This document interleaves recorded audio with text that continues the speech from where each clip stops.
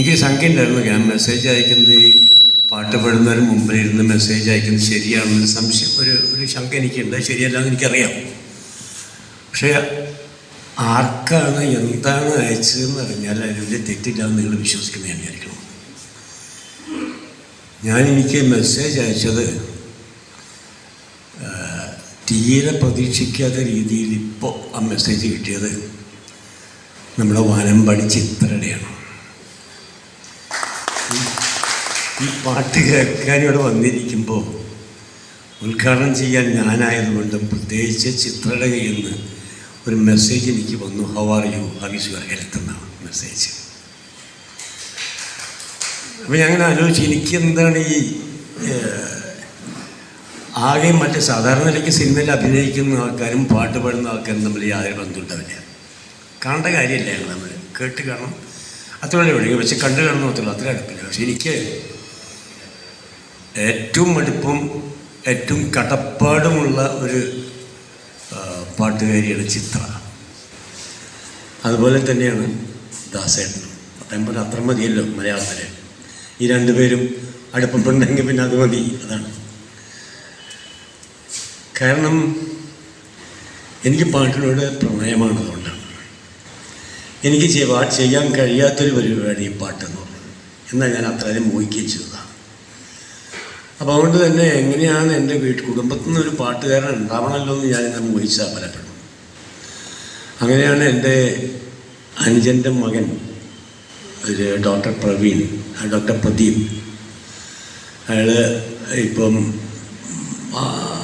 UK അവിടെ പഠിച്ചുകൊണ്ടിരിക്കുമ്പോഴാണ് അവനൊരു പാട്ടിന് ഒറീസ എന്ന് പറഞ്ഞ സിനിമയിൽ പാടിയ പാട്ടിനാണ് അവാർഡ് ശരിയായിട്ട് കിട്ടിയത്. അത് വിവാദം വന്ന അവാർഡാണ്. കാരണം ആദ്യം അനൗൺസ് ചെയ്ത് കാണും, ട്രാക്ക് പാടിക്കഴിഞ്ഞിട്ട് ഡയറക്ടർ പത്മകുമാർ വന്ന് കേട്ടപ്പോൾ ട്രാക്ക് പാടിയതാണ് ആ സിനിമയ്ക്ക് ശബ്ദം കൊണ്ട് നല്ലതെന്ന് തോന്നി. അതാണ് സിനിമയിലിട്ടത്. അപ്പോൾ സിനിമ കണ്ടിട്ടാണല്ലോ ഈ പാട്ടിന് അവാർഡ് കൊടുക്കുക, അല്ലാണ്ട് കാസറ്റ് കേട്ടിട്ടല്ല. അപ്പോൾ സിനിമ കണ്ട ജൂറികൾ ആ പാട്ടിന് അവാർഡ് കൊടുത്തു, ഒറീസയുടെ പാട്ടിന് അവാർഡ് കൊടുത്തു. പക്ഷെ നോക്കിയത് കാസറ്റിലെ പേരാണ്, കാർത്തികൻ അനൗൺസ് ചെയ്തു. അവസാനം ഡയറക്ടറും പ്രൊഡ്യൂസറും മ്യൂസിക് ഡയറക്ടറും എല്ലാവരും കൂടിയിട്ട് അഫിഡവിറ്റ് കൊടുത്തു, പാടിയത് അയാളല്ല ഇയാളാണെന്ന് പറഞ്ഞിട്ട്. നമുക്കറിയാമല്ലോ അന്നത്തെ മഹാനായ ഈ സിനിമയുടെയൊക്കെ ചാർജ് ഉണ്ടായിരുന്ന ബഹുമാന്യനായ മഹാനായ മന്ത്രി തീരുമാനിച്ചു ആർക്കും വേണ്ടെന്നാണ് തീരുമാനിച്ചത്. അത്രയ്ക്ക് വിവരമുള്ളവർക്ക് എന്നർത്ഥമാണ് ഞാൻ പറഞ്ഞത്.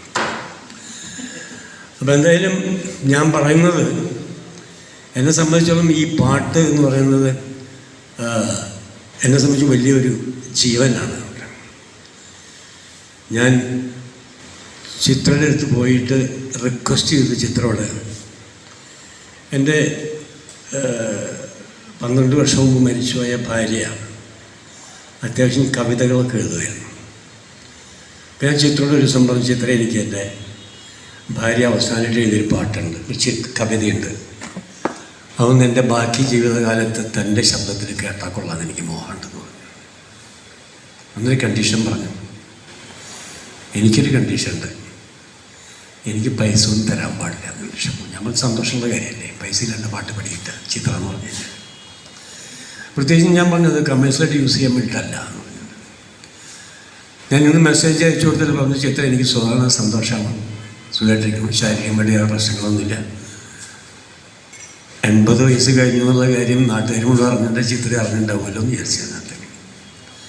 ഏതായാലും ദിവസവും മിക്കവാറും എല്ലാ ദിവസവും കിടക്കുന്നതിന് മുമ്പ് ചിത്ര പാടിയ പാട്ട് കേട്ടിട്ടാണ് ഞാൻ സാധാരണ കിടക്കാറ്.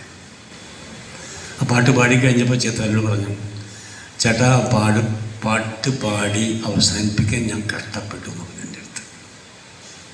പാട്ടിൻ്റെ പ്രശ്നം കൊണ്ടല്ല, ചിത്രയ്ക്ക് എൻ്റെ വൈഫിന് അറിയാമായിരുന്നു, അതിനെ കുറിച്ച് അടുപ്പമുണ്ടായിരുന്നു അതിനകത്ത്. അപ്പോൾ മരണവുമായി ബന്ധപ്പെട്ടാണ് അതിന് മുമ്പ് എഴുതിയ പാട്ട് കിടക്കുന്നതിൻ്റെ അകത്ത്.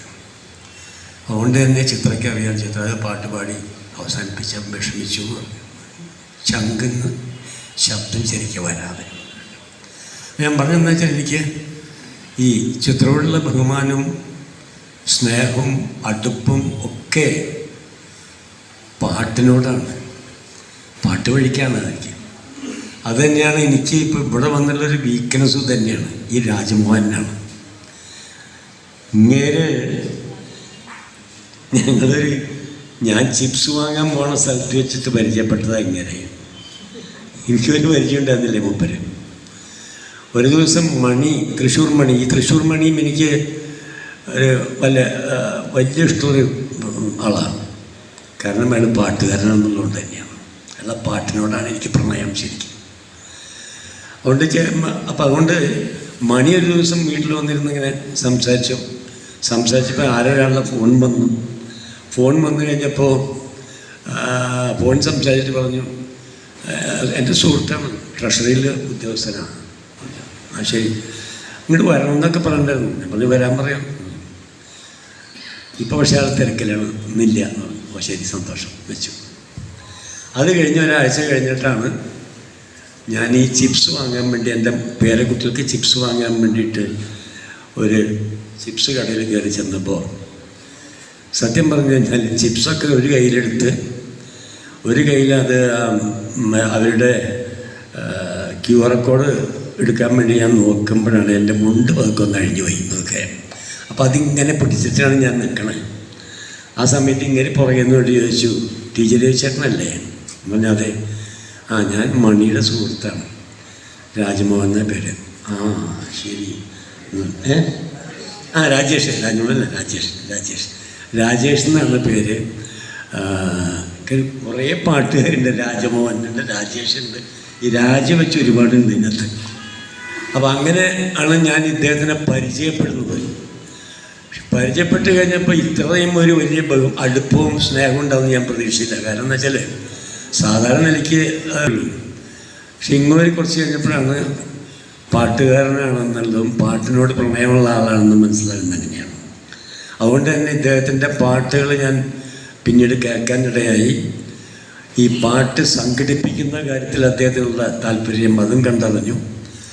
അതോടുകൂടി എന്താണെന്ന് വെച്ചാൽ ഈ പാട്ടാണ് ശരിക്കും പറഞ്ഞു കഴിഞ്ഞാൽ എന്നെയും മൂപ്പരെയും കൂടി അടുപ്പിച്ചതെന്നാണ് എനിക്ക് പറയാനുള്ളത്. അത്രേ ആ പാട്ടിനോട് എനിക്ക് കൂടുതൽ ഇഷ്ടം. കാരണം എനിക്ക് ചെയ്യാൻ പറ്റാത്തൊരു പണിയാണ് അതുകൊണ്ടാണ്. മാത്രമല്ല അതെനിക്ക് ഏറ്റവും ഇഷ്ടമുള്ള സംഗതിയാണ്. ഞാനെന്തായാലും കൂടുതൽ സമയമെടുക്കണില്ല. ഞാൻ പറഞ്ഞതെന്താ വെച്ചാൽ തീരെ പ്രതീക്ഷിക്കാത്ത വിധത്തിൽ ഈ പരിപാടി ഉദ്ഘാടനം ചെയ്യാൻ വന്നിരിക്കുമ്പോൾ ചിത്ര UK എന്ന് എനിക്ക് മെസ്സേജ് അയച്ചിരിക്കണമെന്നുള്ളത് ഒരു പ്രധാനപ്പെട്ട വിഷയമായി തന്നെ ഞാൻ എടുക്കുകയാണ്. അതിനേക്കാൾ വലിയൊരു കോയിൻസിഡൻസ് ഇന്ന് മലയാള ഗാനശാലയ്ക്ക് കിട്ടാനില്ല എന്നാണ് എനിക്ക് പറയാനുള്ളത് അതിനകത്ത്. അതുകൊണ്ട് തന്നെ ഈ പരിപാടി ഞാൻ എപ്പോഴും ആലോചിക്കുന്നത് എന്താണ്, നന്നായി പാടുന്ന ആൾക്കാരുണ്ട്, അത്ര നന്നായി പാടാത്ത ആൾക്കാരുണ്ട്, വളരെ നന്നായി പാടുന്ന ആൾക്കാരുണ്ട്. പക്ഷേ എനിക്ക് ഇതൊക്കെ കാണുമ്പോൾ ഓർമ്മ വരുന്നത് കോഴിക്കോടിനെയാണ്. കോഴിക്കോട് പൊന്നാനി എന്ന് പറഞ്ഞ സ്ഥലത്ത് പലപ്പോഴും അവിടെ വലിയൊരു കൂട്ടായ്മയുണ്ട്. അവരുടെ ഒരാൾ ഹാർമോണിയം വായിക്കും, ഒരാൾ തബല വായിക്കും, ഒരാൾ പാട്ട് പാടും. അങ്ങനെ ഈ ഒരുമിച്ചിരുന്ന് കൂടിയിരുന്ന് ചീട്ട് കളിക്കുന്ന രീതിയിൽ നമ്മുടെ ഇവിടെയൊക്കെ ചീട്ട് കളിച്ചാലിരിക്കുന്ന രൂപത്തിലാണ് അവരിയ്ക്കുക. ഇടയ്ക്ക് വന്നിരുന്ന് ഇങ്ങനെ പാട്ട് പാടി സ്വയം രസിച്ചുകൊണ്ടിരിക്കുന്ന സംഗതിയാണ്. അതിൻ്റെ ഒരു രൂപം തന്നെയാണ് ഇപ്പോൾ ഇവിടെ കാണുന്നത്. എന്ന് വെച്ചാൽ പാട്ട് പാടി സ്വയം രസിക്കുക, കേൾക്കുന്നവർ രസിപ്പിക്കുക എന്നുള്ളതാണ് അത്. അപ്പോൾ എനിക്ക് പാടാൻ അറിയാൻ പാടില്ലാത്തതുകൊണ്ട് അവിടെ ഇരുന്ന് കേട്ട് രസിക്കാനുള്ള സന്ദർഭം മൂപ്പരുകാരനുണ്ടായി എന്നുള്ളത് കൊണ്ട് അങ്ങോർക്ക് നന്ദി പറഞ്ഞുകൊണ്ട് ഈ പരിപാടി ഉദ്ഘാടനം ചെയ്യുന്നതായി പ്രഖ്യാപിച്ചുകൊണ്ട്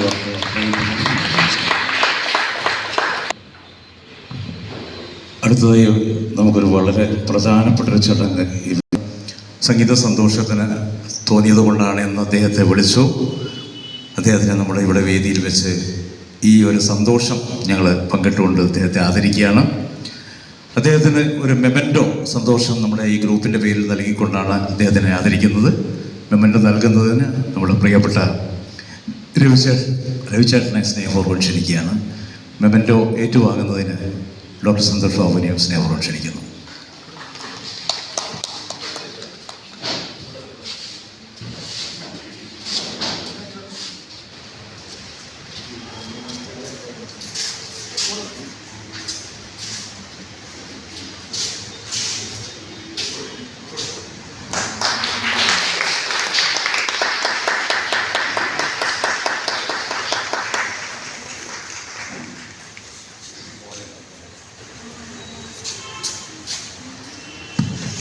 നമ്മുടെ ഉദ്ഘാടനത്തിനെത്തിയ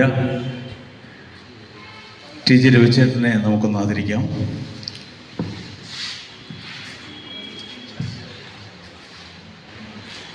രാജേഷിനെ തന്നെ ക്ഷണിക്കുകയാണ്.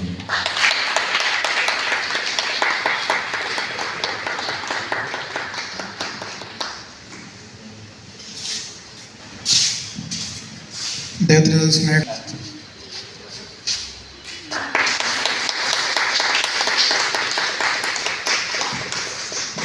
നമ്മുടെ ഡോക്ടർ സന്തോഷ് ഡോക്ടർ 2 വാക്ക് സംസാരിക്കണം.